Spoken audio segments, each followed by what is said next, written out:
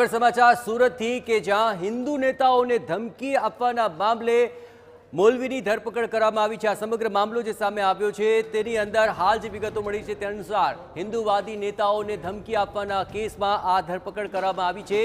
જ્યાં હિન્દુવાદી નેતા અવધેશને ધમકી આપવાનો આ સમગ્ર મામલો છે ને થોડી જ વારમાં સુરત પોલીસ કમિશનર આ મામલે પ્રેસ કોન્ફરન્સ પણ કરવાના છે। સુરત ક્રાઇમ બ્રાન્ચે મૌલવીની ધરપકડ કરી છે અને થોડી જ વારમાં આ સમગ્ર મામલે વધુ વિગતે વાત કરવા માટે કમિશનર પણ મીડિયા સમક્ષ આવશે। હાલ વધુ વિગતે વાત કરવા માટે જોડાઈ રહ્યા છે TV9 સંવાદદાતા બલદેવ, શું વધુ વિગતો મળી રહી છે હાલ? જે રીતે સુરત ક્રાઇમ બ્રાન્ચને સફળતા લાગી છે કે સુરતના જે અલગ અલગ વિસ્તારોની અંદર જે રહી અને જે મૌલવી તરીકે જે કામ કરતા એક જે સોહેલ ટીમોલ નામનો જે વ્યક્તિ છે, જે મૌલવી છે, તેની ધરપકડ છે તે સુરત શહેર ક્રાઇમ બ્રાન્ચ દ્વારા કરવામાં આવી છે। મહત્વની વસ્તુ એ સામે આવી રહી છે કે હિન્દુત્વ જે નેતા હોય છે,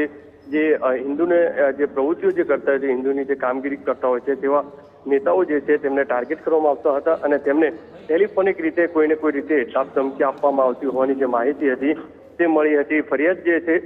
તે સુરત ક્રાઇમ બ્રાન્ચને મળી હતી અને તેના આધારે સુરત ક્રાઇમ બ્રાન્ચ પોલીસ દ્વારા સતત જે પ્રયત્ન કરવામાં આવી રહ્યો હતો અને તે દરમિયાન સુરત ક્રાઇમ બ્રાન્ચ પોલીસ દ્વારા આજે ટેકનિકલ સર્વેલન્સના આધારે આ જે છે મૌલવી જે છે તેને સુરત શહેરની અંદરથી ધરપકડ કરવામાં આવી છે અને તેને સામે જે કાયદેસરની કાર્યવાહી હાથ ધરી છે। મહત્વની વસ્તુ એ છે કે હિન્દુત્વ નેતા એટલે કે જે હિન્દુને અલગ અલગ સોશિયલ મીડિયાની અંદર જે પોસ્ટ મૂકતા હોય છે, હિન્દુત્વને લઈને જે રીતે જે પ્રચાર કરતા હોય છે, હિન્દુત્વનું જે કાર્યક્ષેત્ર વધે તે માટેનો જે પ્રયત્ન હિન્દુત્વ નેતા કરતા હોય છે અથવા તો કોઈ રાજકીય નેતા જે રીતે જે પ્રચાર કરતા હોય છે તેવા લોકોને જે ટાર્ગેટ કરવામાં આવતા હોવાની જે માહિતી મળી રહી હતી કે તેવા લોકોને આ લોકો જે ટાર્ગેટ કરતા હતા અને ત્યારબાદ ટેલિફોનિક મારફતે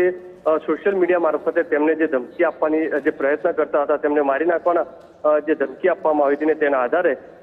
જે ફરિયાદી દ્વારા સુરત ક્રાઇમ બ્રાન્ચની અંદર અનેક ફરિયાદો નોંધાવી હતી અને તેના આધારે સુરત ક્રાઇમ બ્રાન્ચ પોલીસે જે રીતે ઘણા સમયથી જે મહેનત કરવામાં આવી રહી હતી, જે કામગીરી કરવામાં આવી હતી, ટેકનિકલ સર્વેલન્સના આધારે જે સતત જે વોચ ગોઠવવામાં આવી હતી અને જે રીતે પોલીસને જે માહિતી મળીને તેના આધારે આ જે મૌલવી છે તેની ધરપકડ કરી લીધી છે અને વધુ તપાસ હાથ ધરી છે। આ મૌલવીની પૂછપરછની અંદર અનેક નવા ખુલાસા થઈ શકે તેવી શક્યતા વ્યક્ત કરવામાં આવી રહી છે।